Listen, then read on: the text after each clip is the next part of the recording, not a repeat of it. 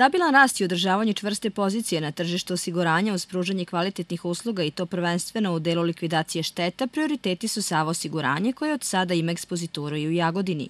Privredni turistički razvoj Jagodine poslednjih nekoliko godina bili su presudni za otvaranje ekspoziture Sava osiguranja u našem gradu. Namera je zaposlenih da se u konkurenciji dokažu kvalitetnim radom i cenama. Imamo značajan rast proteklih nekoliko godina, imamo izuzetno dobru komunikaciju i saradnju sa većinskim akcionarom i tu je naša prednost u odnosu na druge osiguravajuće kuće i namera nam je prvenstveno ovde na ovoj teritoriji u vašem gradu koji se sjajno razvija, koji ima vrlo dobru perspektivu, koju mi vidimo iz Beograda, kakva je perspektiva opštine Jagodina. Namera nam je da se prvenstveno dokažemo kvalitetom i cenom.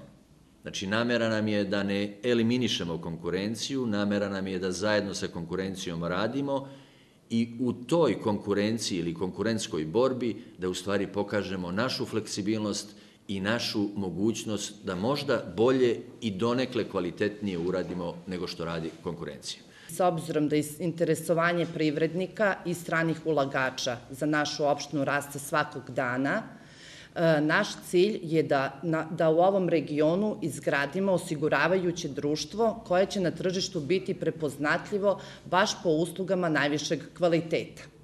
Sigurna sam da ću uz podršku našeg rukovodećeg tima iz Beograda i iz Slovenije uspeti da u ovom regionu izgradimo dobru prodajnu mrežu, to jest i da razvijemo prodajnu mrežu koja će uposliti mlade ljude i omogućiti im na taj način lični i profesionalni razvoj. Sava Re je reosiguravajuće društvo koje je osnivano 1973. godine, što znači da imamo relativno dugu tradiciju u oblasti osiguranja i reosiguranja.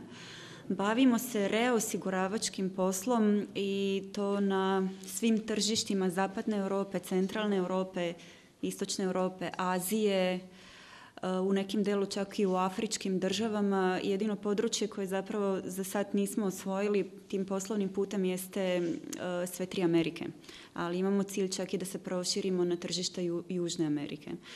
1998. godine mi smo odlučili da se proširimo i na područje osiguranja, životnog i neživotnog osiguranja sa kupovinom jedne slovenačke kompanije koja se zove Tilja osiguranje.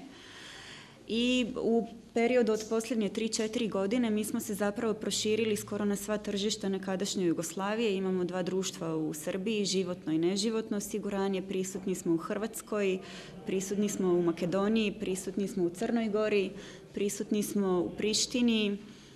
Jedino što za sad fali jeste područje Bosne i Hercegovine, tako da smo zapravo jedna ozbiljna velika kompanija. Godišnji prihod prošle godine na nivou grupe jeste otprilike oko 260 miliona eura i ukupni kapital jeste negde oko 180 miliona eura.